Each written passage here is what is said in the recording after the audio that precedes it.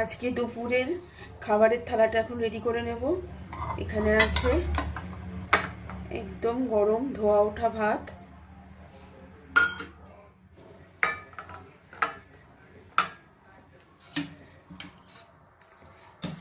আর এখানে করে নিয়েছি ভেজ ডাল। শীতের সব রকমের যে সবজি পাওয়া যায়, ফুলকপি, মটরশুঁটি সব কিছু দিয়ে একটা ডাল করে নিয়েছি। আর এখানে নিয়েছি একটু মোটা মোটা করে আলু ভাজা।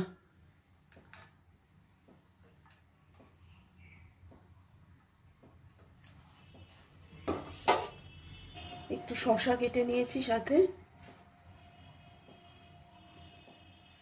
আর আছে টমেটোর চাটনি। খেজুর, আমসত্ত্ব সব কিছু দিয়ে করেছি টমেটোর চাটনি।